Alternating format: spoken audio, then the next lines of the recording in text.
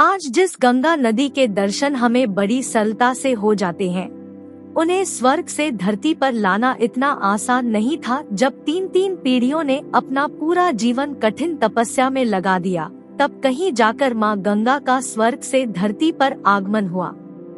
पौराणिक कथाओं के अनुसार गंगा का जन्म भगवान ब्रह्मा जी के कमंडल से हुआ था। एक बार ब्रह्मा जी ने भगवान विष्णु जी के चरणों को आदर सहित धोया और उस जल को अपने कमंडल में इकट्ठा कर लिया, जिससे माँ गंगा का जन्म हुआ।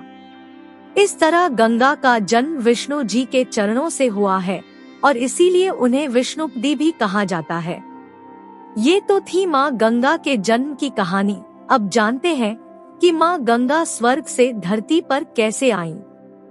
3 पीढ़ियों ने गंगा जी के लिए क्यों की थी कठिन तपस्या, ये तो सभी जानते हैं कि भगवान श्री राम के पूर्वज और इक्ष्वाकु वंश के राजा भागीरथ ने ही गंगा को स्वर्ग से पृथ्वी पर उतारा था, जिसके लिए उन्हें कठिन तपस्या करना पड़ी थी। लेकिन उनसे पहले उन्हीं के वंश के राजा सगर, राजा अंशुमान और राजा दिलीप ने गंगा जी को धरती पर लाने के लिए हजारों सालों तक घोर तपस्या की थी। लेकिन अंत में भागीरथ की तपस्या सफल हुई और वह माँ गंगा को धरती पर उतारने में सफल हुए। भगवान राम के ही एक पूर्वज थे राजा सगर। राजा सगर को एक दैवीय शक्ति से 60,000 पुत्रों की प्राप्ति हो गई। एक बार राजा सगर ने अश्वमेध यज्ञ किया। उनके अश्वमेध यज्ञ के घोड़े को देवताओं के राजा इंद्र ने चुरा कर पाताल में कपिल मुनि के आश्रम में बांध दिया। उस समय कपिल मुनि तपस्या कर रहे थे, इसलिए उन्हें इस बात का पता ही नहीं चला। वहीं घोड़े की खोज में राजा सगर के सभी 60,000 पुत्र कपिल मुनि के आश्रम में पहुंच गए, जहां घोड़ा बंधा था। राजा सगर के पुत्रों को लगा कि उनका घोड़ा कपिल मुनि ने ही चुराया है।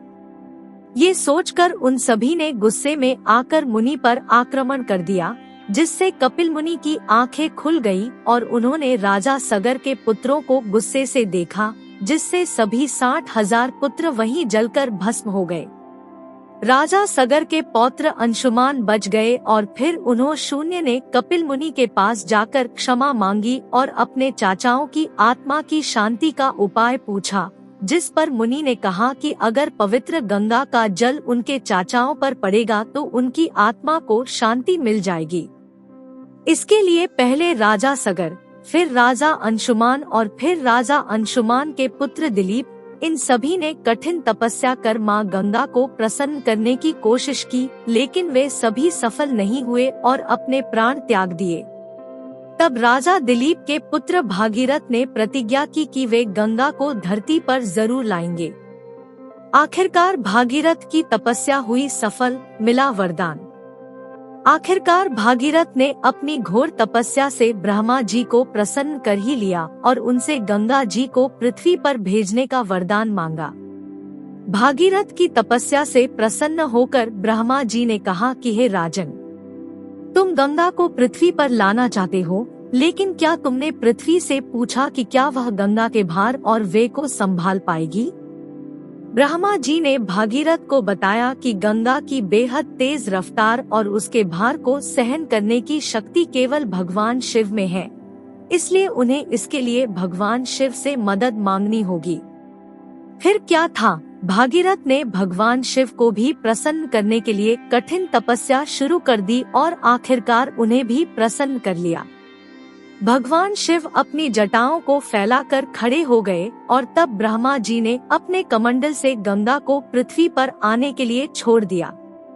गंगा जी बेहद तेज रफ्तार से धरती पर उतरने लगी।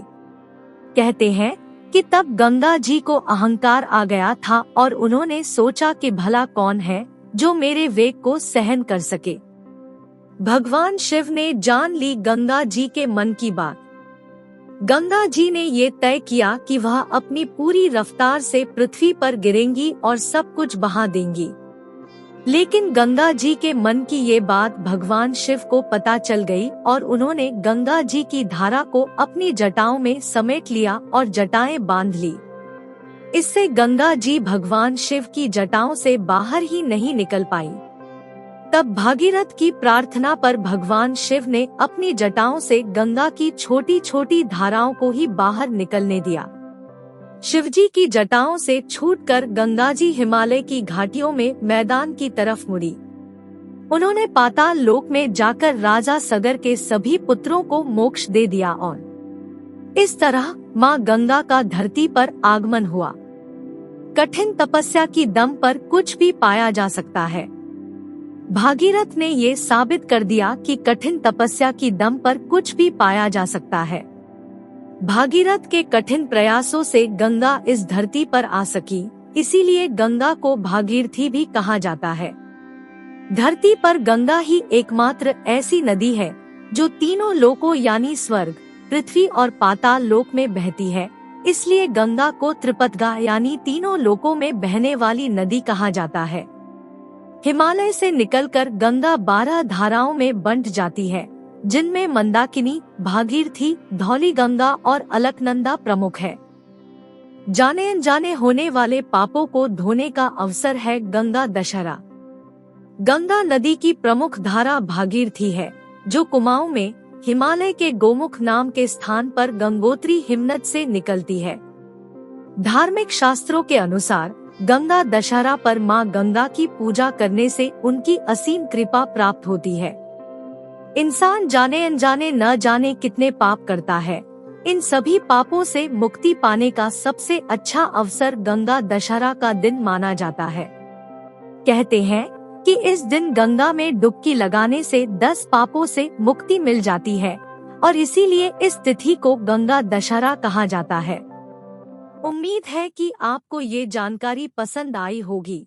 हिंदी सनातनी ज्ञान यूट्यूब चैनल को सब्सक्राइब करें और अपने दोस्तों के साथ शेयर करें। धन्यवाद।